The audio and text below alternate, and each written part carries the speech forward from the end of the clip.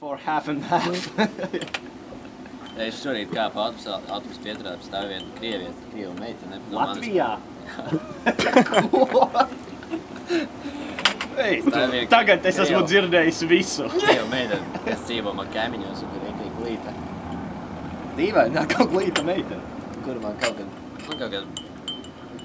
pirms vairākiem gadiem, kur bija rītīgi ģirgājusies par mani un tā. Un šorīt es tā pienāku pie autobusu. Tu varētu atkārtot, kā viņi ņirgājās par tevīm pastāstīt, ko viņi ņirgāja. Helmuts, nosprakstīja ar mēri. Nē, tas bija pasmojoši diezgan, bet... Pastāst to stāstu. Pastāst, jā. Bet es pirms gribu izstāstīt, ka šorīt bija tāds žests, ka pārvarētu tādu bērnību, jo es piegāju pie autobusu pieturā, mēs sastījāmies un Ļauj, lūdzu, viņam Helmuts! Mēs samājāmies, nu, kā mēs nekad dzīvē nebijām sasveicinājušies, mēs viņus sasveicinājāmies. Bet tas bija tā vienkārši? Viņa māja pirmā. Kur tu dirsi? Nekā bija tā sasveicināšana? Nu tā, apmēram. Nu pamāc man pretī, ties tā. Vai arī? Es atceros, ka tu vienreiz māji kaut kam tā. Kam? Nezinu, kaut kādiem turistiem. jā. Es reveransu taisītu, tas ir normāli. Nē, es domāju, varbūt tu arī ārpus pils mūriem es ieviešu šo paražu. Nē. Nē? Kas tam man nāca pretī to dienu Nē, māju? viņa gājas, tā bija vairāk katrēbība. Nu, mēs kaut kad, vairāk mani draugi, nevis es, viņi kaut kad bijām. Nē. Ja Rīka, kāpēc tu tā maitā visu šo pasākumu? Vairāki mani draugi. Viņu bija kaut kad izvarojuši. Tagad viņa man pamāja galvu. Nē. Viņa vēl uzprasās vai kas.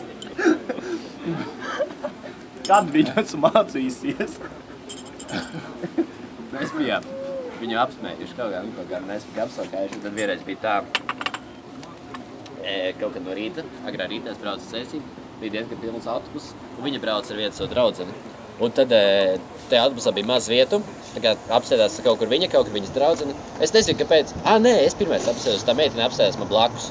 Jo vairs nebija vietu par diviem, bija tikai viena, viņa apsēdās man blakus, tā draudzene apsēdās aizies. Nu, Okay. tas ir vissakarīgākais izskaidrojums. Nu, jā. Nobraucam visu ceļu, un tagad viņas cēsīs iep to pašu ielu, pa to pašu ceļu, par Raiņu ielu, jā. Es eju pa priekšu, viņas tā kā iet 20 metrus aiz manis, un tad beigšu sākas dzird, ka viņas rīdīgi skaļi uzkrītoši sāk runāt. Ak, Dievs! Es tik viņam garš ir. Nē. Ak, Dievs! Jūtas kā autobusā smirdz, zini, kas smirdēja tā? Viņš smirdēja. Ak, Dievs! Viņas tā ritīgi skaļi. Klients, ak, Dievs, ka tu briesmīgs un pretīgs. Pasties, kā ir šķēvis. Pa tevi viņš tā teica? Jā. Tā kā tev gari mati vēl bija? Nē, viņas tāpat runāja, es jums stāstu, kā viņas man paziņoja. Tev vēl bija gari mati? Jā, man bija gari mati. mati. Nu, tā jau viss skaidrs. Kā viņš ir pretīgs, pasties, kā ir šķēvis. Ak, Dievs, ka viņš ir neglīts un tā. Ui, un kā ir smirdēja tajā autobusā, ak, Dievs. Un tas ir kā, nu nav tā, ka es viens pats tur aizkaugu griezīšos rīķi un teikšu. Otrkārt, es neesmu tāds, kurš parasti māk ātri nāk klajā rītīgi labiem comebakiem. Tu smirdi pēc kuņas. Tā es nepateicu. Un tad vienkārši es eju pa ielu un klausu. Jā, bija baigi, es to vairāk ar stundām. Raudāju. Garstāvoklis bija vienkārši. Raudāju skapī. Es jau bija tādi 13, 14. Viņa vecāka? Sorry, man zvana. Nē, viņa ir mūsu. Kārtībā, Helma. Tu jau izstāstīji visu.